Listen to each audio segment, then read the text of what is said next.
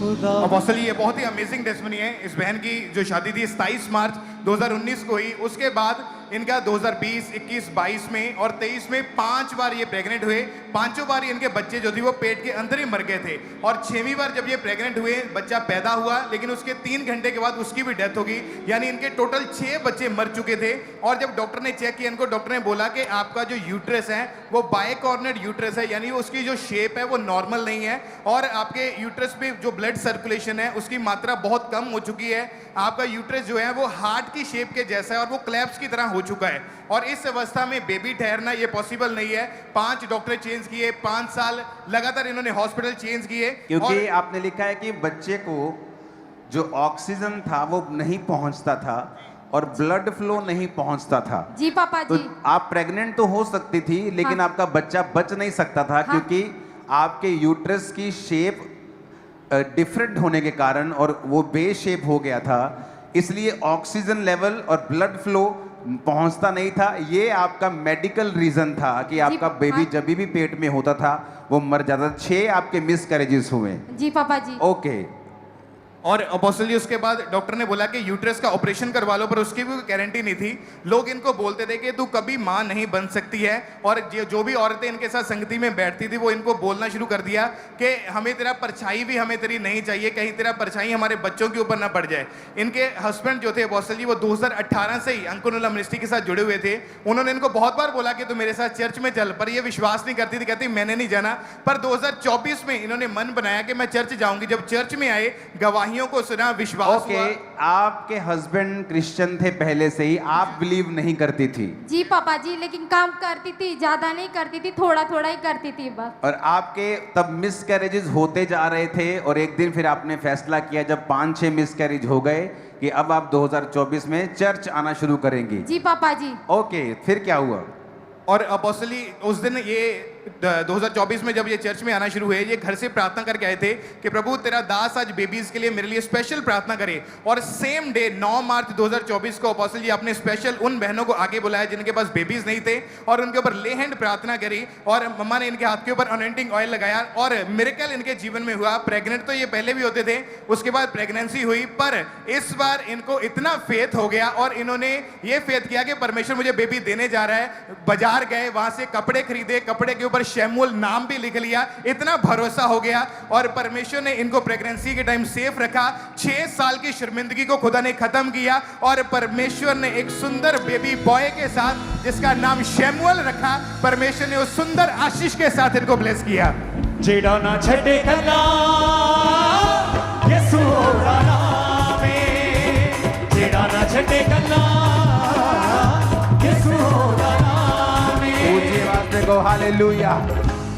ऊंची आवाज में हालेलुया बोलो जरा।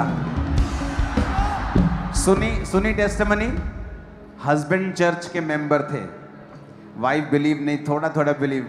थोड़ा थोड़ा मतलब इधर के भी, उधर के भी, उधर के भी, तो उधर के भी, उसके परे भी।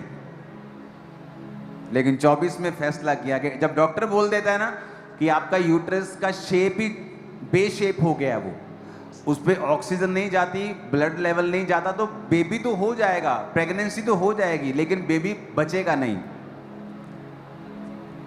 और इनका ले हैंड क्लिप निकाला क्या, वो दिखाना हल्का सा, जो था तो जैसा भी है वो दिखाना हल्का सा, जब इन पे ले हैंड हुआ उस लाइन में। और जब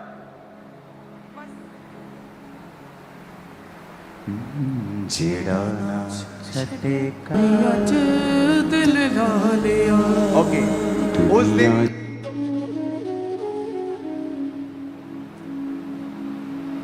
उस दिन ले हैंड हुआ और बिलीव था कि अब मेरे होगा। आपको बिलीव कैसे हुआ? गवाहियां सुन के? पापा जी मैं ना गवाही भी सुनती थी, तो फिर उसके बाद जब ले हैंड हुआ तो विश्वास था कि अब मुझे होगा। हाँ जी पापा जी, जब आपने मेरे सिर पे हाथ रखा, मम्मा ने जब ऑयल दिया, मैं पेट पे लगाई तो मेरे को एकदम हल्का सा लगा। फिर मैं उसके बाद घर गई पापा जी। फिर घर जाने के बाद मैंने कपड़े खरीदे, फिर उसके ऊपर शैमुएल नाम लिखा। फिर मैंने बाइबल के एक पीछे आगे वाले पेज में मैंने वचन लिखे कि परमेश्वर के कलाम भी इसलिए लिखा है कि बच्चे यहोवा के दिए हुए भाग है, गर्व का फल यहोवा की ओर से प्रतिफल है और धर्मी का वंश बचा जाएगा। पापा जी, मैं प्रार्थना के समय उसके ऊपर घोषणा करती थी। घोषणा करने के बाद फिर मैं बढ़ती प्रेयर माउंटेन पर प्रेयर सुने? माउंटेन के साथ जुड़ी थी। गवाही सुनी। वो वचन जो गर्भ के फल के विषय में वायदा करते हैं वो बाइबल के फ्रंट में लिख लिए, और जब भी बाइबल पढ़ती थी वो वचन घोषणा करती थी कि बच्चे यहोवा की ओर से आशीष हैं, धर्मी का वंश बचाया जाएगा, गर्भ का फल यहोवा की ओर से प्रतिफल है। और यहां ले हैंड हुआ, आधा काम हो गया, आधा काम डिक्लेरेशन हुई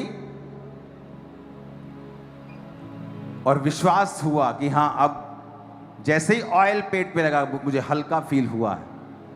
फिर प्रेगनेंसी हुई, पर ये प्रेगनेंसी में अब ये 2 से 3 नहीं थे, ये 4 थे, क्योंकि जीसस इनके सीन में आ चुका था। वो कहता ना आग की भट्टी में, कहता डाले तो 3 थे पर नजर 4 आ रहे हैं, चौथा कौन है? इस बार जीसस इसके संग था। वो यूट्रस जो ऑक्सीजन नहीं दे पा रहा था, शेप में नहीं था, ब्लड सप्लाई नहीं दे पा रहा था, और 6 बच्चे मरे। 1-2 मरे हो तो पता चला चलो ठीक हो, चलो हो सकता है कि अभी नई शादी, चलो अब हो गया।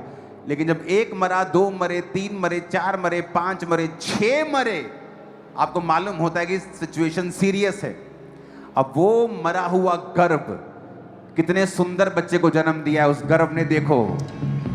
जे संग है यहोवा, देखी से क्यों पाली है। जे संग है यहोवा, देखी से क्यों पाली है। तू ना घबरावी, यहोवा तेरे नाल है।